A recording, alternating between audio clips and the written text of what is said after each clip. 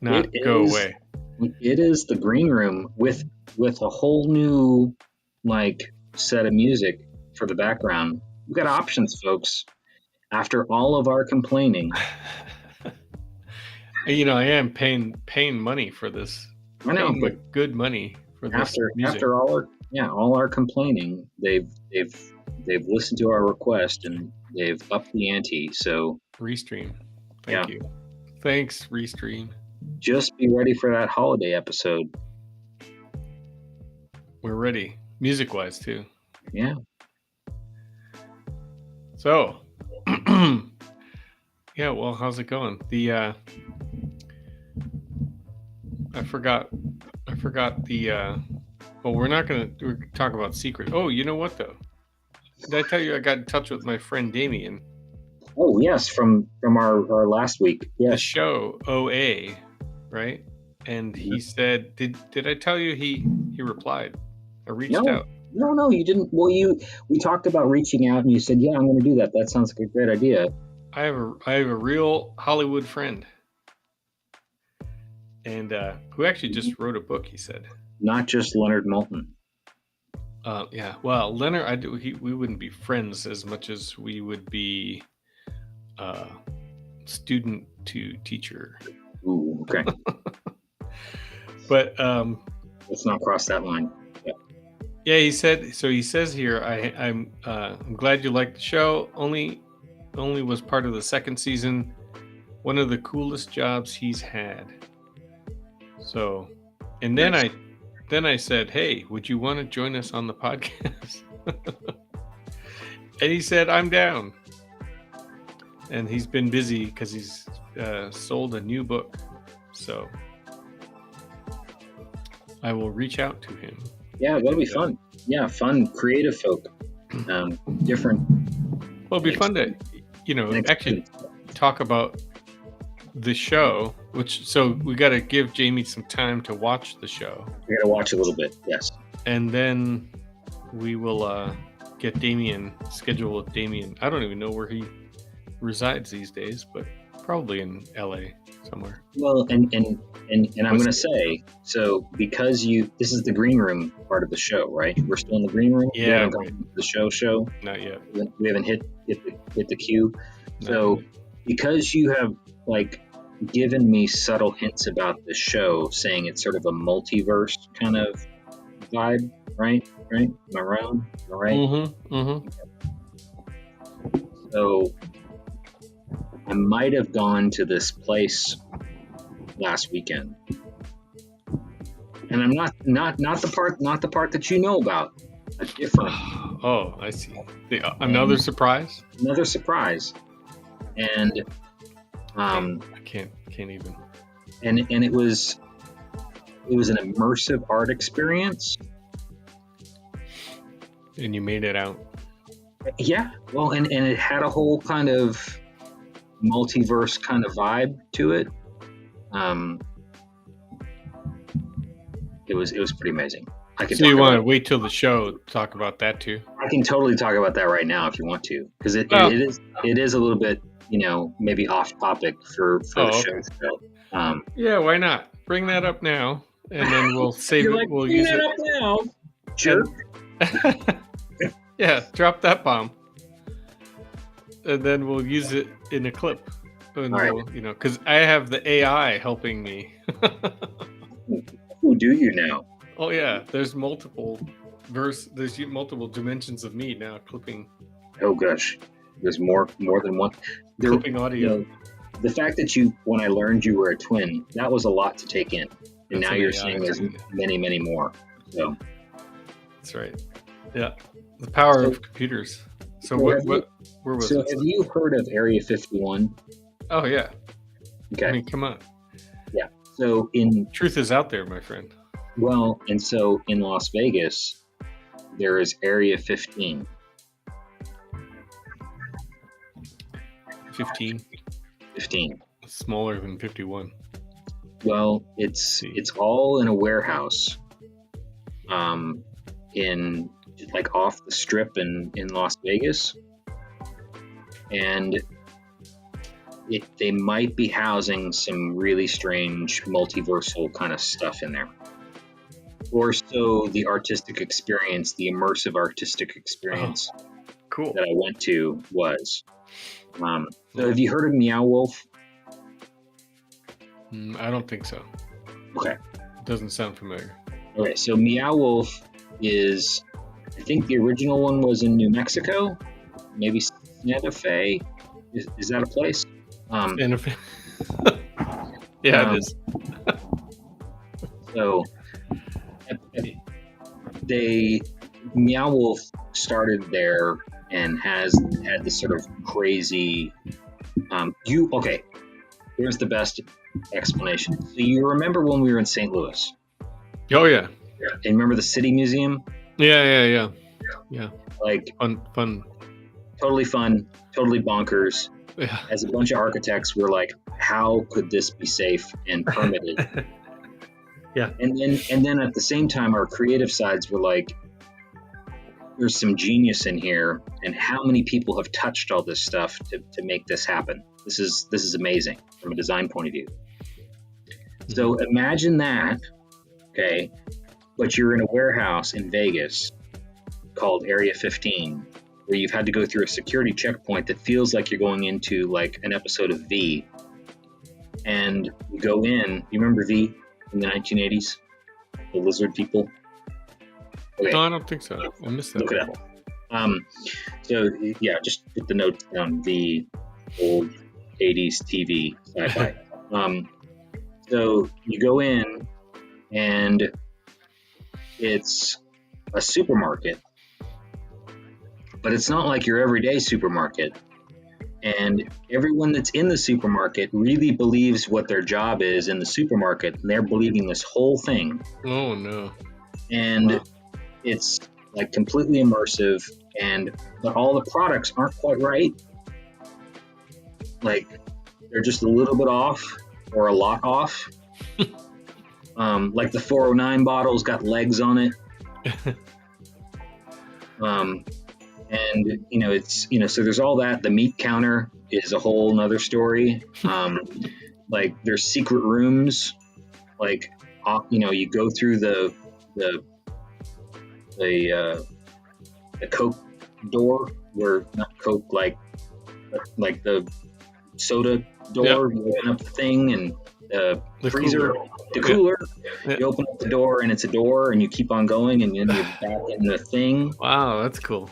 Yeah. So I'm not giving too much away, but it did have a very X-Files kind of vibe to it, which was, I felt like I was the target audience. It was pretty amazing. Was it like one of those where there's no prescribed path? Oh yeah, totally. No prescribed path. You're like in an immersive environment. There is a story.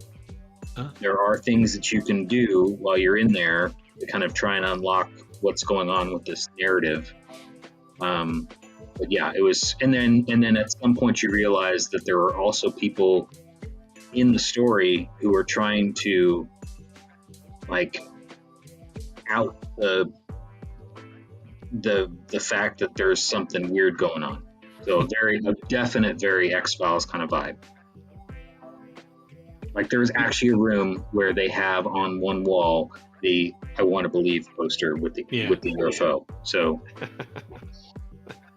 when I saw that, I just was like, yes, I'm in the right place. really in the right place. That's cool. Do you remember we talked about over the summer or spring this movie called "Don't Worry, Darling"? And Yes. It's Did you wind up watching it? No. Because it's I should. Because you're gonna tell me I should. It's got that immersive, like, what's going on in this town thing. So this has more of a DIY vibe. Like there's stuff like Paranorm tour. Yeah. That's cool.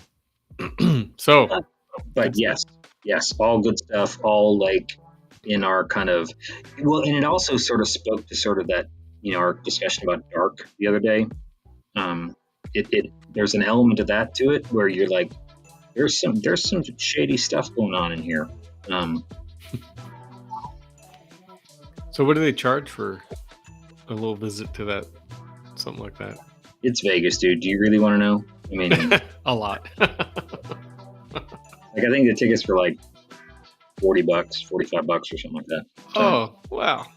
Oh, okay. That's not terrible. I no, mean, no, no, it wasn't too terrible. I But was and then trying to think like there's 100 or something, you know. no, and then there's like a secret speakeasy on the inside. Oh, So, nice. oh yeah, You can get a so drink. yeah, so you can get a drink too, and Overpriced drink. totally, you know, That's cool. It's wow, that's really interesting. Only thing that seems like that could have been better is if it was some anti-gravity room somewhere. yeah, And then all of a sudden you're walking on the wall or the ceiling or yeah, that didn't happen. yeah, that's cool. I didn't find that room. The Hunter S. Thompson room. Yeah, yeah. Wow. Well, yeah. So it sounds like you had a fun secret excursion last weekend that you didn't tell me about. I know, We're I gonna know, talk I more know, about. I know. I like I said, it was like Can't believe it. I know, I know, I know. It was, and you know how I am about keeping secrets. Terrible, terrible. Yeah, I was shocked. As radio silent, and then I see what we're about to show on on the share of the screen, and I'm like, wait a second, I know two people now that have been there, Yeah. and it's not in their backyard. It's No, no, it's like no. It's like a very deliberate kind of thing. So I think I feel sufficiently warmed up, and lots of teasing aside. mhm. I think it's maybe time for the episode. What do you think? I think so too. So here we go. Let me put the old show credits into work.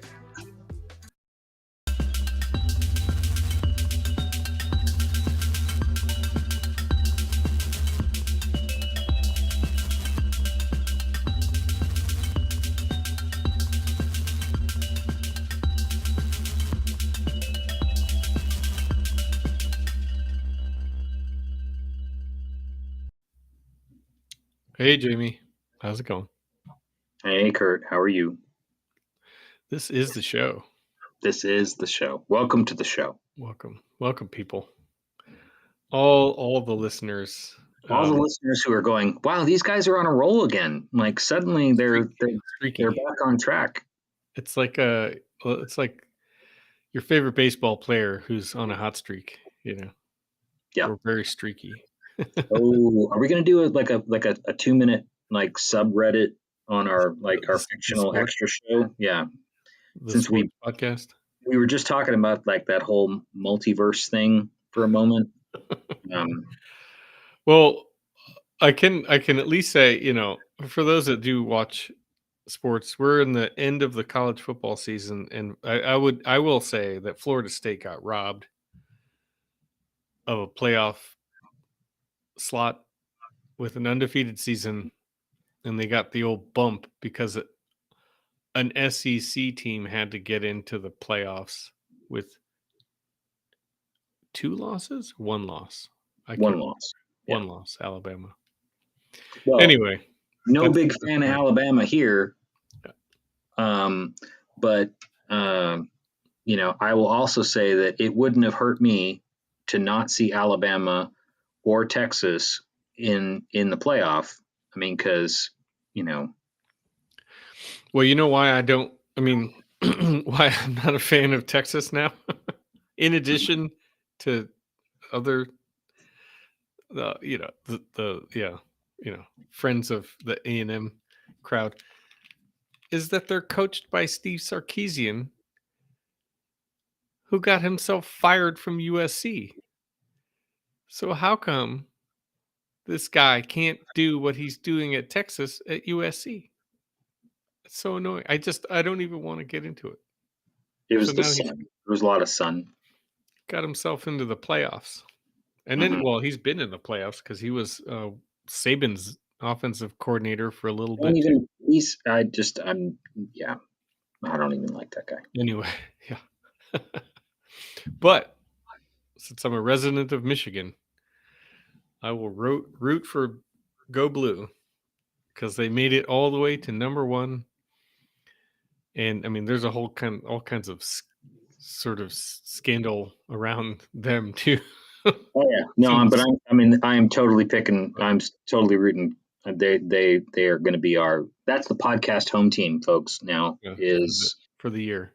Is the Wolverines. So yeah, University of Michigan, Go Blue. So yeah, we'll see. We got to wait about a month. They make you wait. So anyway, yeah. So it's our little fun aside, since we're not necessarily known for being the most accurate or unbiased sports. I think it's the unbiased. I mean, there was that one time we bet on the Super Bowl, but we're not talking about that. Well, we might have to do that again because who knows? Another Michigan team might make it into the playoffs. The Lions. It's going to be the Niners, buddy. My Niners are going to be like all over it. So, well, they are having a good year. Yes, they are. So, but yes, folks, you have not like tuned into the wrong podcast. There are moments where we do dip into our sort of alternate universe sports podcast. Something we joked about the baseball for a long time. We do talk about the soccer, the football, and then Kurt has now relayed his admiration for the college football playoff system, and I wasn't sure you were going to go there because of how well USC did this year. Right. Well, thank you. Yeah, but I will say that I think, as we were saying, we're influencing the folks, who help with the technology side of the podcast in their playlists, especially for the green room. And they're listening to the show. It's great. Good. I'm glad. I think we're also having a little bit of an influence on some other podcasts. Yeah. I listened to, because I was traveling. I did listen to. I'm not surprised. I caught up on a couple of podcasts, multiple episodes, and our good friends over at ArchiSpeak had a very interesting discussion about Cormac's affinity for F1. Oh, right. So they're weaving in the motorsports. Yeah, well, and they even said this is the part of the podcast where we go into sports, and I just was like, I think I've heard that before. So, yeah, well, we're making them. That's my friendly jab. That's my friendly jab. So yeah, I think our friend Cormac will be joining my final reviews next week. Well, hoping to. He's got quite a busy schedule right now, but so is this detente? Detente, the make piece. Yeah. Yeah, it's costing me coffee, free lunch. Okay. It's well, it's about as peaceful as one can be. Okay. And sorry, try and make sure I stick to the time because I'm in charge of dinner tonight, and so. Okay. But so that's looking forward to. Actually, one other little anecdote about final reviews is I invited an old classmate of mine who now is a professor at Mississippi State in Starksville, Alabama. Or sorry, Mississippi, Alabama. Wow, I'm going to edit that part out. Wow, that was an extreme brain fart of all brain farts. Starksville, Alabama. How do you like that one? Kurt, really good on the math skills. Also pretty stellar on that geography. Yeah, geography. Number one. So Dwayne, he's actually a classmate of mine from USC. Let's move past that. And he's now professor at Mississippi State in the architecture department. He's real big into like I'm gonna probably it's like computational stuff. Actually, some of the stuff we'll probably be talking about in a minute with your sketches and your site visit. We'll call it that. Computational robotics, things like that down in Mississippi at State. So he's going to be flying in for the reviews on Monday and Tuesday. So yeah, they're gonna wrangle him for a 2-day trip up here. So excited for that. And maybe I'll chalk up my geographic blunder to a little sleep deprivation. Or just the surprise that your university is going to pay for him to come in. That's like somebody. Yeah, they threw money at the table, and I don't like unspent. I like spending money that's available. So I was like, beep bop boop, call up a friend, say, hey, you want to come up here. So yeah, there's a budget for that sort of thing. Awesome. And hopefully in the future we budget for another that guy. So, we got to play it cool because, they said, don't just invite your friends. Mm-hmm. Well, we're sort of like work colleagues. That's true. That's how we met. Yeah. Let's keep this professional. Live stream the final reviews. So moving ahead, sir, what are you drinking these days?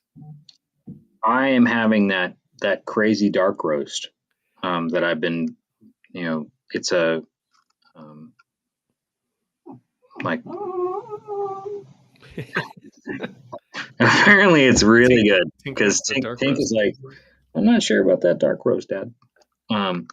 But no, yeah, it's I've gone through the bag. This is like I think the last day of it. So, but I think I will be purchasing it again.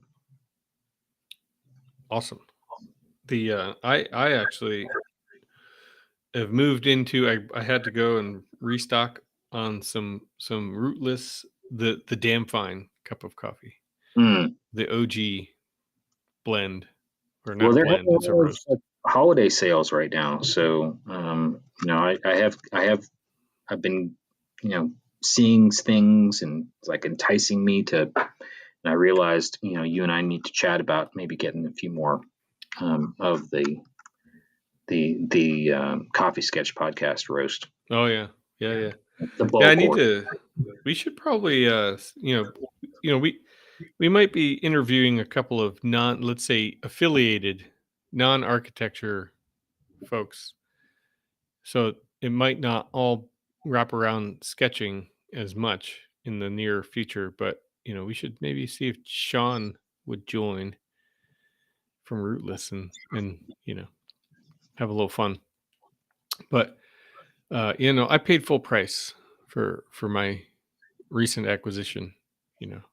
Went to the coffee shop, paid full price. like an extra tip jar, right? No discount. That's right. I think if I, it seems funny it would seem funny to me if I ordered it online, given that they're in town. Yeah, I don't think you do that. That would be kind of. Yeah, shop local, buddy. Yeah, that's what I did. Yeah. On a Saturday. Small business Saturdays. So thanks. Yeah, that's the coffee cup and the sports update for the week. And we're on a roll. I don't know. We were talking about that in the 138 or so. 138. 139. This is 138. Oh no! Did I get the math wrong again? I thought we did 2. Oh, we did. Yeah. We got 2 out. So only 138's not out yet. Yeah. It's going to land, I think, tomorrow or Friday, and then So now this is 139. Yeah, let's pause the podcast for a moment while Kurt figures out. Oh yeah, I'm gonna type that at the top. Does your thing still say 138? It does. But mine says 139. Okay, as long as yours says 139. That's so weird. I'm just Yours is one constantly. off. I am just one episode behind. You need So to hop in a time machine and go around the Earth yeah, a or whole just like year. a multiversus portal. Yeah, the multiverse, Yeah, which is one of our favorite uh, brain teasers. So let's reveal the sketch because the clock is ticking and I just can't Kurt is really wait to worried. hear about this anymore. Kurt is really worried about cooking dinner, folks. So Well, let's. when you get put in charge of a of a of a of a meal, you don't want to let the people down. Recipes. Yes, Yeah, gotcha. I'm working. Yeah, I'm working. I'm in the mid. It's in the kitchen over there. So, uh, so anyway, that Just we won't start a deep breath, cooking take a sip of podcast the yet. coffee. It's all right. It's gonna be fine. It's not going to be a cooking podcast No, just yet. not yet. But the holiday episode is coming up. So or yeah, we're Get gonna go the there. holiday recipes put together. It's all about cookies this time of year. It's like how much sugar in how many different ways can I ingest and get away with it? Is at Correct. least that's my mantra. So this is what happened. So Jamie snuck off to Las Vegas. Didn't tell co-host Kurt about it. Kurt had to find out via Instagram of this. So the image on the left,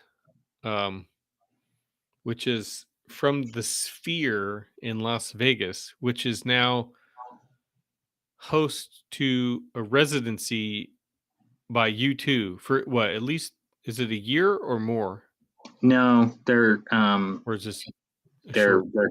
it's going to be short. I think it'll go into this. It goes into the spring. They just announced a few more dates. But yeah, it's going to be coming to a close here relatively soon. Which is, I'm sure it might expand or reboot, but I forget where I first. I think our my fan favorite 99% Invisible might have talked about the Sphere, or one of our. It might have been Evan Troxel. I can't remember. Some of our fellow podcasters that talk about architecture might have come across the radar. But so the Sphere is this. Oh, I can't. I mean, I should just let Jamie was there, so I shouldn't be talking about it. So we got three things. We got a couple of sketches, analog, and then on the left is one of Jamie's photos from the U2 concert in the Sphere. So I guess I'll leave it to you. Like Are you which gonna one? play the video? Are you gonna play the video? Oh yeah, here. So let's yeah. So let me get that going. So there it is. Oh, Jamie's got the audio. We're multitasking.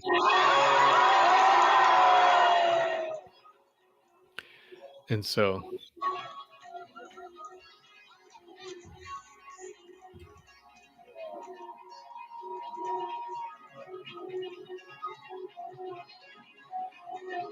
what is that like? It's pretty amazing.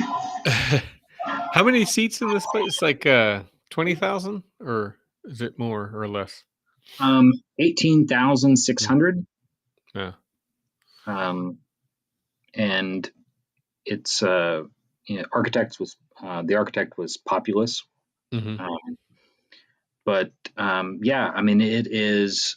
I think the thing that I was sort of keenly aware of going in, that was just sort of the, gosh, I hope this really is as great as it looks. And is the part about the sound. It's like, gosh, I really hope it's going to sound as great as I imagine the visuals to be. And the acoustics were actually really, really great. And the thing that I thought about and sort of shared with, like a couple of people recently, just this week, as after I've gotten back, who've asked was, they're like, well, where were your seats? You look like you're pretty high up. And I was like, I think the folks, I've seen a couple of videos of people who've been on the floor, posting, and I think that's the whole thing, is that if you are on the floor, it's about proximity to the artist, and it's the sound, because you're really not going to get the visuals that you're seeing here. You're not going to get that experience, and that's great. The band is fantastic. I can't really imagine another artist, of their type that could, or that should have been the first one to open the Sphere. I made the joke, like, I think when I posted this, or maybe it was just in my head, was this is like Zoo TV, like 21st century. Yeah. Yeah. Right. And they're known for really sort of cutting edge stage backgrounds or stage sets, and mixed media and stuff like that. So. Oh yeah, and that was the whole thing, was, and I joke about it, but I did go to the Zoo TV tour. So I saw them in Dallas, and it was, like you said, it's a multimedia experience. I mean, their music is fantastic. They've got a great catalog, but as artists, their live performance is also about the spectacle, and interweaving kind of mixed media or multimedia with the songs, kind of curating that whole, visual and vibe. And they're certainly not the only artist who does that. But this space, this sphere, and it is literally a sphere, is pretty remarkable. So that screen is 360, like it goes around the back of you and all that? It's bleacher seating. So you're basically getting 270 degree Wow. curvature, and then probably similar, well, a little bit more, kind of over the top, because it goes over the top and then it does peek out behind the upper seating. Wow. So the deck, I was on the third level. There's a whole nother level above us. Oh wow. Of seats, and it was fantastic. It wasn't the pitch, and sort of the view cone, was fantastic. The sound was great. Really kind of getting in and out of it. That whole experience too, sometimes going to shows, with that many people, especially at a new venue, can really, really ruin it. Stress out, like it's the movement and sequence of space and stuff like that. Yeah, it can be. I mean, their lobby space overwhelmed. the lobby space, all the different, anterior rooms and stuff, it was great. I mean, I was significantly impressed. Well, it cost like what, $2 billion? Oh yeah. So if you've got the money, it's fascinating to me. And then the outside too is a big screen as well, right? They can also display imagery, high definition, digital LED screen on the outside too. So I mean, that's visible for like forever. I think it's visible from space. I mean, because you're. I think it is. I'm not joking. I think it is. Well, I mean, they might have, like, I did hear on our friend's podcast that during the F1 race, they had like helicopters in the air, and they were doing the countdown for the race on the top of the sphere. Oh, for the helicopter cameras, and so the numbers. Yeah, so the vantage point was like from above, and which, when you think about it, you're looking at a race course, from above, from the helicopter shot or the blimp shot. Right. Um, and seeing the countdown, digital, that would have been really cool. I've not seen the video of Yeah. that, but it is that kind of a, it's another wonder of the world. I mean, Yeah. um, Yeah, it's cool. I actually one of I forget the podcast that I heard it on, but the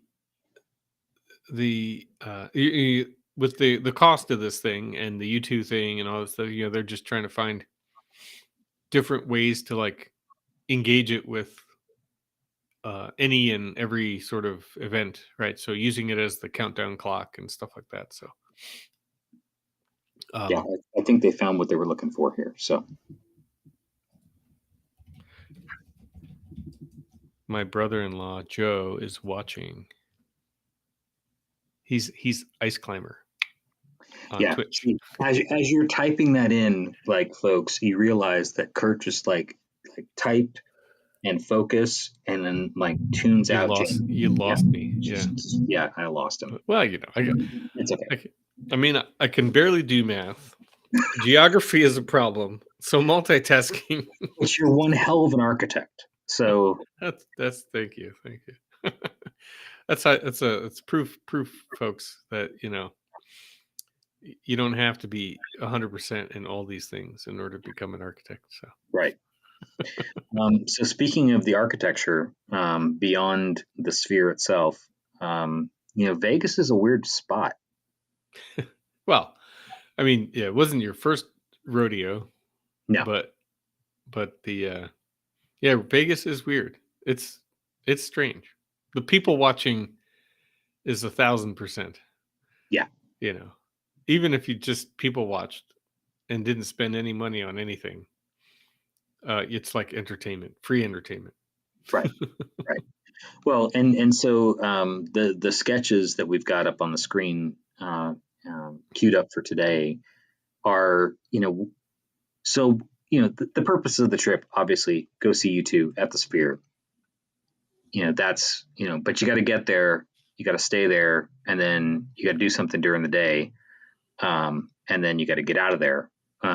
So during the day, it was it's walkabout time, and of course with me that means finding kind of interesting people watching places, looking at the architecture, the spaces, finding those interesting. I mean, the other benefit of Vegas, which is kind of a weird aspect, is there's a fair amount of art in unexpected places, like really kind of quality fine art, or just really unique kind of progressive art. And so, I always sort of find myself, giving myself a little bit of latitude and time to kind of wander around and go find some of that stuff.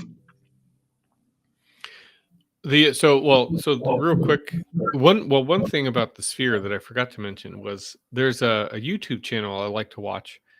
Um, it's called Pro Architect, and it's an architect out of, I think he's based in Germany. But he actually he's a big computational design. Like I find his channel interesting because he talks about like leveraging software to automate certain functions and that we would say manually draw or things like that. But he did the computational design for the Sphere as a consultant to Populous to quantify the size and shape of all the panels, the screens, the connections, and fabricate all those custom components. And so he did talk about it on his YouTube channel not too long ago. I think right around when this thing was opening up, and how he was, so he's carved out a niche in this space of design service to where he's worked on some pretty high profile buildings, which he doesn't always get to talk about because they're shrouded in NDAs, non-disclosures, and legal documents and things like that. So, but he finally got to mention. I mean, obviously the thing is finished now, but so he could talk about these different things. But But I mean, so that it's like that cool. pushes, helps push the needle on technology. and like you say, it's how do you integrate something as an idea, into something like this, which, you know, as you were describing, it's a over $1 billion to build it. Um, however one feels about the expense of money for that, we probably would have some opinions about that too. But I think that the from a design point of view, it's like, okay, I've got this idea. How do you execute that? Right. And what kinds of consultants do you need to bring in to help realize that creative impulse? And so, yeah, that's people like who you're talking about, are critical to that. Yeah. And it's applying sort of some of those architecture and design skills, but just in a very different way. Yeah, the problem solving. Yeah, and I mean, when something has never been done before, right? I mean, that's Right. the that like as you put it, sort of the eighth wonder of the world, or maybe we're up to the ninth. Yeah, I'm not sure. Like, I guess if you count the Astrodome, but that's Houston, and you know how I feel about Houston. So, Yeah, right. um, Well, it's gone now, so now we have to replace it with the new dome. But where are these two particular sketches moving back into the analog so of this weird is Las in the Vegas? yeah, this is in the Bellagio, Oh yeah. um, and so you're getting that sort of Roman architecture. This is like Jamie goes to find coffee, and wanders and seeing sort of displays and art and space, and but it's what's unique about these two is done in situ, so done in person, and on site. Someone asked me, like, why the pencil? Did you forget your pen? No, I didn't forget the pen. If people have looked at sort of some recent posts, I've been experimenting a little bit with watercolor lately. So if I'm going to do a watercolor, or I think I might do a watercolor, I will do sort of a quick underlay in pencil. Also, when you're in expensive places, where they're selling expensive stuff, none of which I bought, um, they don't really like you to have pens. Just generally speak, kind of like in the museum, like they're Yeah, okay right. with the pencil, but they're not crazy about the pen. Yeah. Not not that I was going to do anything, but I didn't want anyone freaking out. So yeah, this is multiple reasons for these kind of quick pencil sketches to kind of block space. I mean, what's neat is these spaces, just like Italian architecture that we studied in school, they do play with perspective. Hmm.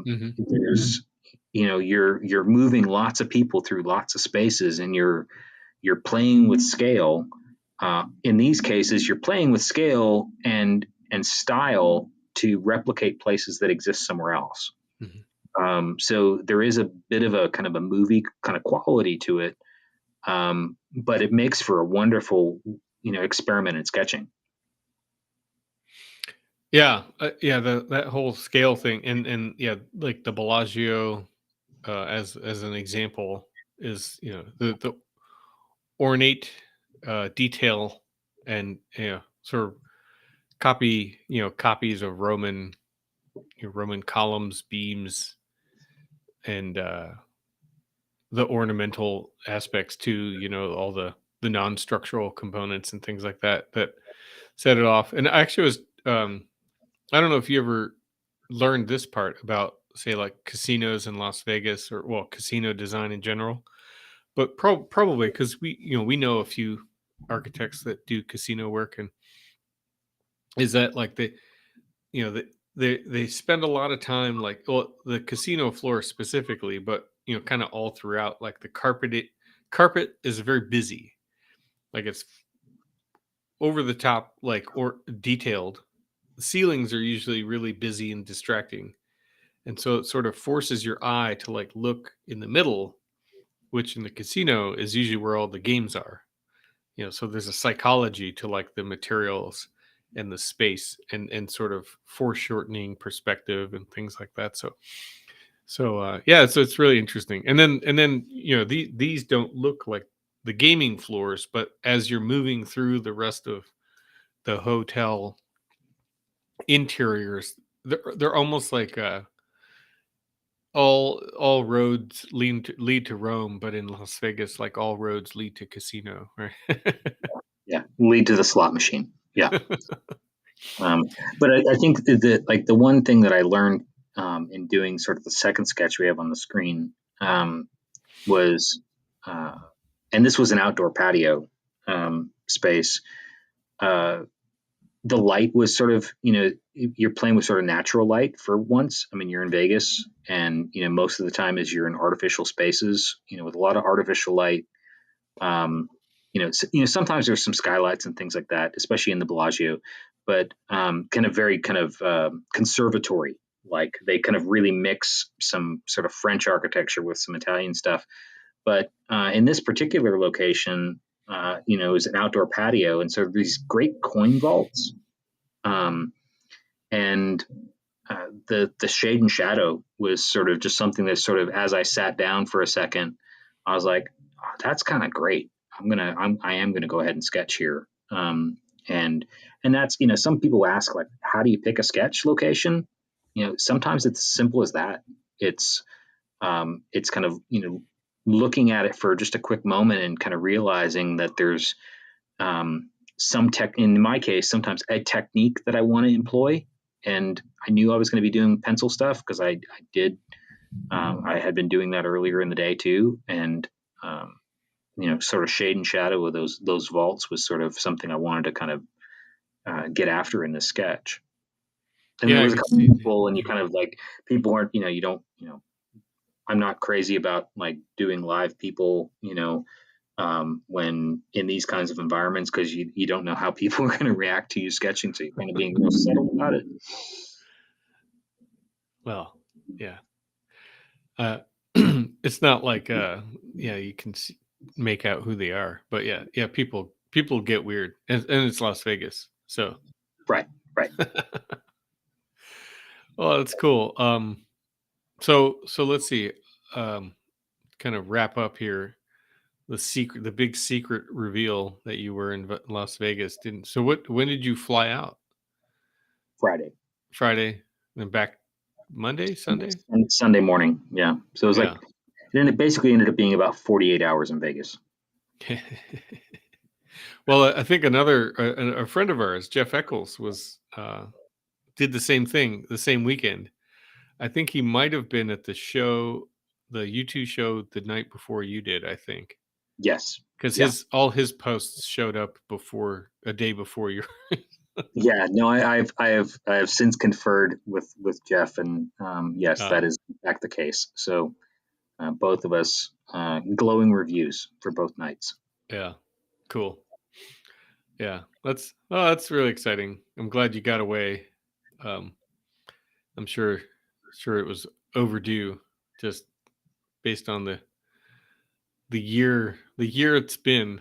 Not like it's been bad, but there's we're at the end of the year. It's like time to recoup.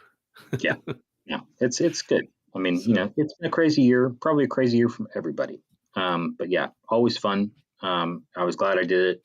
Um, and I'm glad we're back on a roll, buddy. yeah, thanks. Me too. I think that's the sign of like at least I'm not going to be taking secret trips to Las Vegas. And if I was, I guess I wouldn't be telling you because then it wouldn't be a secret. Yeah, not until you get back. Right. But Yeah. my recouping, or let's say sort of uh what's the word I'm thinking of, I guess a Rejuvenate. rejuvenation reset is in focusing time on things I enjoy, which is this podcast is one of those things. And so that's why we're on a roll. And so yeah. And we one thing I should shout, the last little data point that I guess I need to hit before we say good night or good day, um is we have uh the subscribers on YouTube is growing. So if you've listened this far, thank you. And if you subscribe, I don't always like to sort of advertise for subscriptions and things like that, but Jamie and I are going to keep doing this and have fun with it. And so, if you feel like subscribing, we would not be mad about it. And we'll keep putting more things out there for the rest of this year, and obviously on into the years ahead. So Into season 6 is on its way. that's right. It's hard to imagine 139 today, and we still got time left in the year to put them in the can. Yes. So thanks. All right, we'll talk to you at 1:40, Jamie.